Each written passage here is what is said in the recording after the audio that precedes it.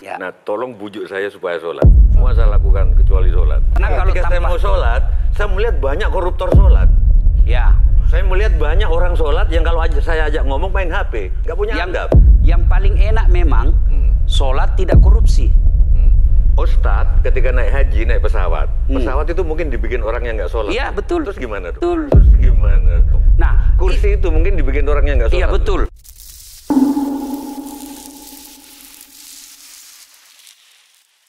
Bismillahirrahmanirrahim. Assalamualaikum warahmatullahi wabarakatuh. Bismillah, alhamdulillah, wassalatu wassalamu ala rasulillah wa ala alihi wa sahbihi wa man wala amma ba'd. Sahabat muslim, kali ini kita akan membahas sesuatu yang viral kemarin, yaitu perbincangan antara budayawan dan seniman, yaitu Sujiwo Tejo dengan Ustadz Das'ad Latif, di mana Sujiwo Tejo meminta kepada Ustadz Das'ad agar bisa memujuknya agar dia mau sholat, karena mungkin dia selama ini tidak sholat, tapi dia mengerjakan berbagai kebaikan yang masih selaras dengan syariat Islam.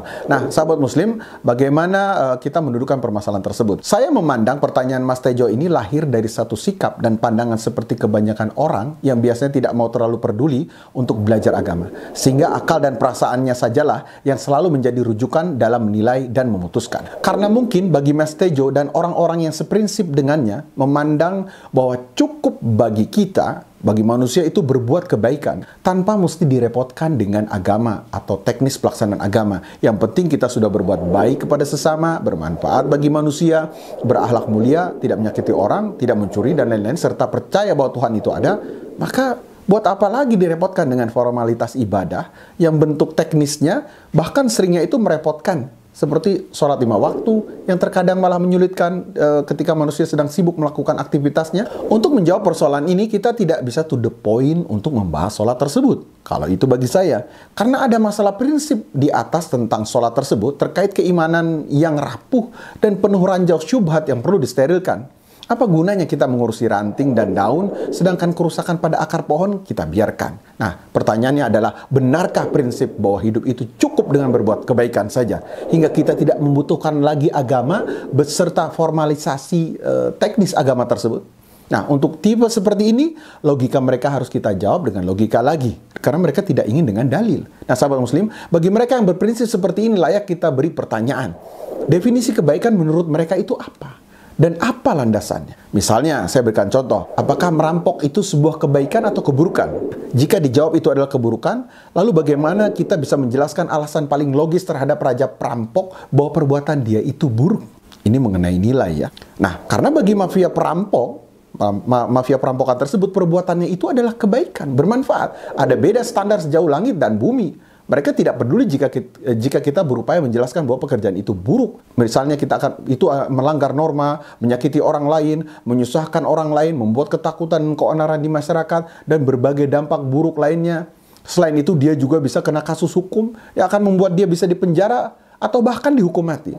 Namun bagi si mafia rampok tadi, semua alasan tadi itu kalah logis dibandingkan hasil konkret merampok yang selama ini telah bisa membuat dia berkuasa, disegani, ditakuti, dan bisa bersenang-senang memuaskan segala hasrat jiwa dan raganya dan keinginannya karena dia kaya raya dari hasil merampok dan mampu membeli apa saja dan mewujudkan apa saja. Dia tidak takut hukum juga karena semua aparat dan sistem dia kendalikan dengan uang dia. Karena itu, satu-satunya alasan yang logis yang bisa memberhentikan aksi raja perampok tadi adalah mengembalikan dia kepada agama, percaya kepada Tuhan yang berkonsekuensi keyakinan akan adanya akhirat dan pembalasan dari Tuhan dengan siksa neraka.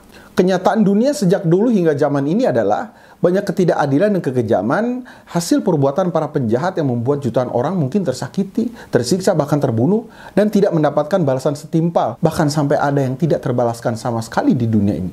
Kalaupun dihukum, maka akan sangat ringan sekali hingga tidak menyentuh sama sekali rasa keadilan.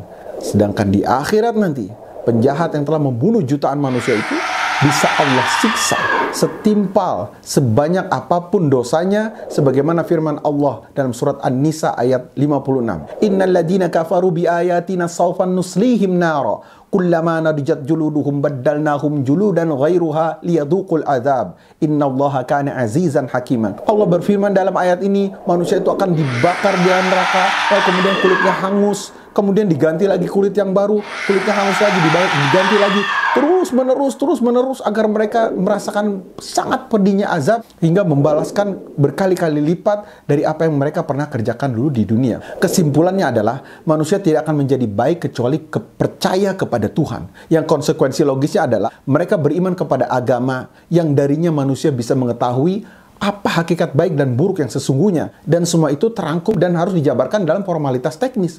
Penjabaran konkretnya seperti mereka harus sholat, mereka puasa, mereka zakat, haji, sedekah, dan lain-lain. Dan semua itu tidak bisa dipilih-pilih sesuai selera. Karena agama bukan prasmanan. Nah, kemudian juga bagi orang beriman tidak pula mereka rewel, banyak membantah, karena setiap argumentasi berupa keraguan atau bahkan sampai penolakan terhadap hal-hal prinsip, sejatinya hal tersebut adalah keraguan dalam keimanannya. Bahkan bisa saja menjadi tanda bahwa keimanannya itu bisa saja telah sirna dari jiwa mereka. Nah, sahabat muslim, semoga penjelasan ini bisa bermanfaat dan semoga kita terhindar daripada menuhankan dan terus diperbudak oleh akal-akal kita semata. Semoga bermanfaat. Barakallahu fikum. Assalamualaikum warahmatullahi wabarakatuh.